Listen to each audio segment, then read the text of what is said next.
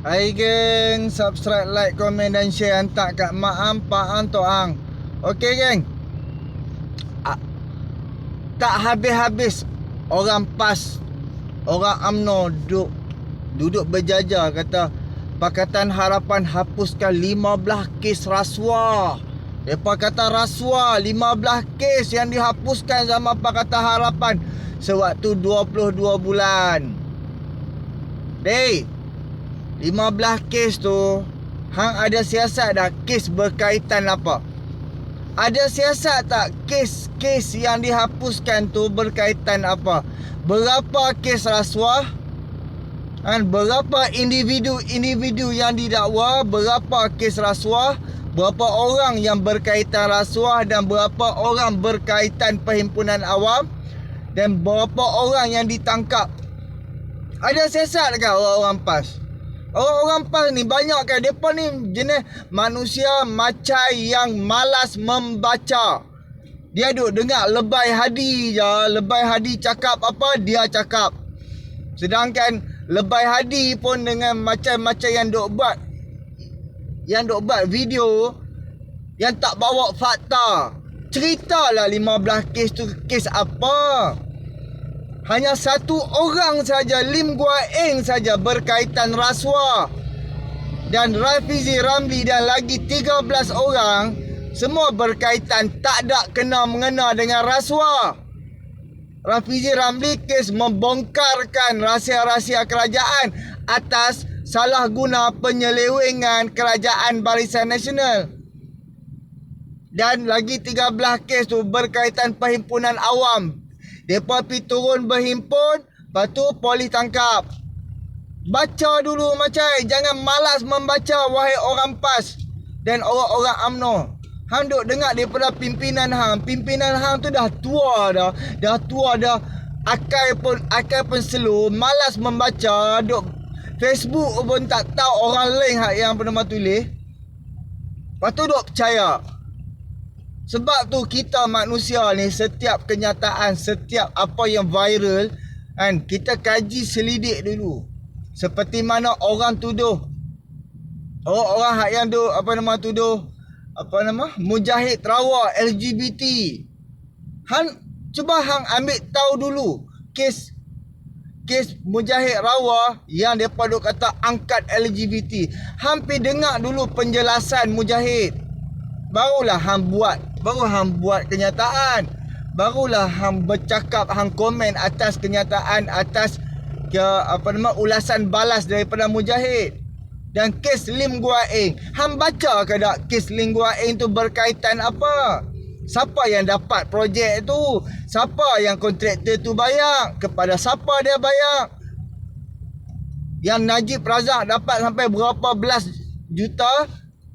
Nazri Aziz pun dapat, Aziz Rahim pun dapat, dan Hishamuddin pun dapat, dan lagi beberapa orang yang dapat. Hang tak mau sebut pula yang dapat belasan juta. Lim Guan Eng hanya, itu orang kata kira macam Lim Guan Eng ni hanya bilis, ikan bilis yang jerung di atas tu. Hang tak mau, kira macam hang tak mau siasat, hang tak mau ambil tahu ke? Hampir dengar balik penjelasan kes mahkamah daripada laporan daripada mahkamah. Lepas tu hang dengar balik apa kontraktor tu cakap. Dan untuk pengetahuan hang, kontraktor tu kontraktor orang UMNO. Orang UMNO punya geng. Jadi projek terowong RM1 pun tak bagi lagi. Hanya kerajaan negeri keluarkan duit. Macam kerajaan negeri Pulau Pinang keluarkan duit bagi dekat kontraktor supaya kontraktor boleh buat macam-macam, boleh buat arkitek lah, tengok tanah lah, itulah teropong bumi ke apa ke semua. RM6 bilion belum sesen pun macam diberikan kepada kontraktor. Ni kerajaan negeri yang bagi, hak yang keluarkan duit tu. Tahu-tahu Lim Guan Eng macam sebelum tu, sebelum tu macam kontraktor tu kata, dia kata dekat Lim Guan Eng, kalau projek ni dia dapat direct nego, dia akan bagi 10% lah. Aku pun lupa, 10% lah. 5% ke 10% macam tu lah. Lepas tu Lim Guan Eng hanya senyum je. Lepas tu Kok mana cerita tau. Tiba-tiba lepas Lim Guat Eng senyum, dia membawa, macam dia bawa di depan mahkamah, kata Lim Guat Eng senyum tu tanda setuju. Kan? Itu yang kes berlarutan sebab tak ada bukti daripada zaman Najib Razak, sebelum Najib jatuh lagi kes tu, sehingga hari ni tak ada bukti-bukti untuk menjatuh hukum kepada Lim Guat Eng. Tu ialah. Kes apa ada lagi? Apa nama Syed Saddiq, kan, presiden muda. Kan, disebabkan Syed Saddiq tu dia tak bersama dengan Parti Bersatu, yang macam disebabkan Syed Saddiq dia tak masuk Parti Bersatu, tiba-tiba ada tuduhan yang macam terhadap Syed Saddiq. Cuba kalau macam hari tu lepas langkah Sheraton, Syed Saddiq masuk Parti Bersatu. Kan? Of course kes dia mesti tak ada punya. Ini semua daripada zaman first Anwar Ibrahim dan daripada zaman ISA. Siapa yang menentang kerajaan seperti mana Anwar Ibrahim. Selepas Anwar Ibrahim kan macam berujuk kat akta rasuah. Selepas tu Anwar Ibrahim dihentam, dilawan, dipenjara, dipijak, dibogelkan, dipijak, lebam mata. Tak ada seorang pun pimpinan dalam Malaysia sanggup berjuang demi rakyat, demi mempertegakkan keadilan. Nilai sendiri ya kan? Pimpinan-pimpinan yang hampa duk agung sangat bandingkan dengan Anwar Ibrahim. Sebab apa? Anwar Ibrahim cakap dia menentang kerajaan. So kalau satu-satu kerajaan tu tak mau orang menentang dia, ada kala macam tuduhan, penjarakan dia. Jadi tak ada orang menentang lah kerajaan hak yang kerajaan zalim bobrok ni. Faham tak maksud aku? Jadi itulah, siapa yang menentang kerajaan dia akan didakwa. Kita pun tak tahu kalau contoh macam pihak raya nak main ni, macam BN menang. Cuba tengok BN, of course dia akan balas punya siapa yang siapa hak yang mendakwa orang-orang BN. Mesti tambah Zahid Hamidi nampak je senyum. Padahal boleh tengok kekayaan dia tu tahu mana. Duit Yayasan Akal Budi tu, dia main mana duit tu. Duit tu semua dana haram dan dia gunakan yayasan untuk dia mencuci wang. Bila dia cuci wang, sepatutnya kalau duit yayasan, kita tak boleh guna peribadi. Duit tu, contoh macam sumbangan, kita tak boleh guna untuk peribadi. Walaupun kita bos, kita presiden. Walaupun kita yang kontrol akaun tu, kita tak boleh guna untuk peribadi. Itu untuk yayasan. Kalau Mahat Tafiz ke, syarikat ke apa ke, duit tu untuk syarikat.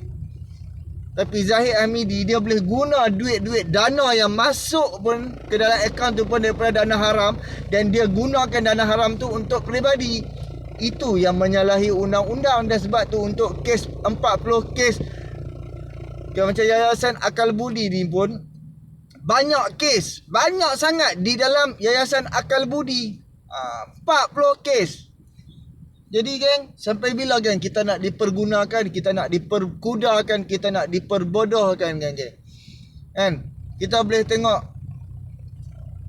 Ahli Parlimen Arau, Syahidan Kasim, setelah puluhan tahun berkuasa, ada kuasa, ada kedudukan, jadi menteri, tiba-tiba tak dapat jadi tiba-tiba tak dapat jadi calon. Tak boleh hidupnya, hati huru-hara. Woi, nanti aku miskin. Pam. Dia lari, dia pergi dekat Terengganu. Dia macam pergi ambil watikah untuk bertanding di bawah tiket Perikatan Nasional. Cuba bayangkan, manusia macam ni, dia mengejar untuk diri dia, bukan untuk rakyat. Yang penting dia dapat jadi wakil rakyat. Tu je mentaliti manusia.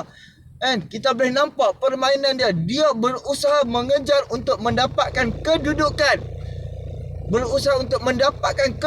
Untuk dapatkan kuasa. Tu ya. Rakyat miskin tak apa, yang penting aku ada kuasa. Aku dah puluh tahun dalam UMNO, dalam kerajaan. Macam tu lah.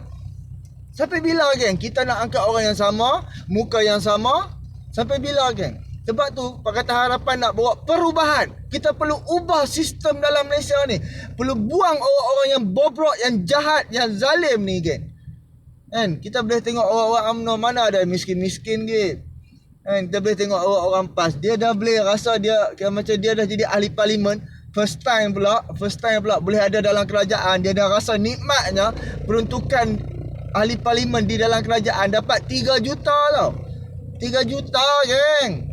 Cuba tengok Lebai Hadi jadi duta khas bertaraf menteri. Duta khas bertaraf menteri. Apa kerja dia buat? Tak tanya orang-orang nak. Apa kerja dia buat? Tanya orang-orang PAS ni. Apa kerja yang dia buat? Sebulan 80,000 income dia tau. Termasuk komisen, termasuk macam-macam. Apa kerja, apa manfaat parlimen pun tak main. Apakah manfaat Haji Hadi untuk rakyat Malaysia? Habaq Maisat. Apakah manfaat kebaikan Haji Hadi untuk rakyat Malaysia? Aku nak tanya. Apakah suara-suara rakyat yang Haji Hadi lebay ni bawa ke dalam sidang parlimen? Yang bila duk ada dekat dalam sidang parlimen hanya duk baca apa yang dia tulis saja. Yang daripada otak, daripada luar, macam daripada luar fikiran otak, tak ada bunyi soal-soal rakyat langsung. Muhyiddin Yassin pun sama.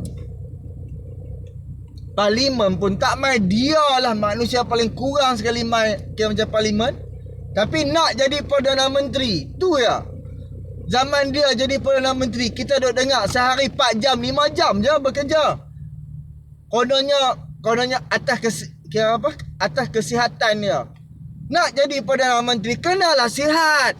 Beras kita kena fikir, kita boleh angkat 1 beg beras. Ni jadi Perdana Menteri 1 beg beras pun tak boleh seperti mana Tun Mahathir. Dah umur hampir 1 abad nak angkat beras pun tak larat. Batuk pun kena berhenti saat 5 minit. Lagi mau jadi macam Perdana Menteri. Kalau masih duk angkat orang-orang macam ni, tak berubah Malaysia. Muhyiddin Yassin jadi Perdana Menteri 17 bulan. Apakah perubahan dia buat di dalam sistem Malaysia? Apa yang dikekalkan sekarang ni, apa yang ada sekarang ni atas kekalan, atas peninggalan Pakatan Harapan, atas apa yang Pakatan Harapan desak sehingga Pakatan Harapan menang PRU 14. Sebabnya atas macam perjanjian untuk menyerah kuasa kepada Anwar Ibrahim. Last kawan pun nak jadi Perdana Menteri, dia buat pengkhianatan. Tu lah kan. Sampai bila nak dipergunakan oleh pimpinan-pimpinan yang bobrok gila akan kuasa ni, geng. Okey, fikir-fikirkan, subscribe, like, komen dan share. Hantar kat mak ang, pak ang, tok ang, adik-beradik ang, sepupu sepapak ang, jiran-jiran hang, supaya boleh buka akal, boleh berfikir sikit demi masa depan tau. Hang bakal ada cucu, hang bakal ada anak, hang bakal ada cicit. Hang nak hari ni hutan negara 1 trilion. Awak hang nak tinggal dekat anak-anak cucu hang 2 trilion. Disebabkan hutan negara terlalu besar, hang tak dapat bantuan, adik-beradik jiran-jiran hang pun tak dapat bantuan. Sebab apa? Kerajaan kena fikir untuk bayar hutang. Okey? Fikir-fikirkan. Pelbagai segala hasil bumi semua dah dikorek. Kalau habis hasil bumi, mampus semua. Sebelum hasil bumi dalam Malaysia ni habis, buatlah pengurusan yang terbaik. Tu je, geng, kita boleh fikir. Okey? Assalamualaikum.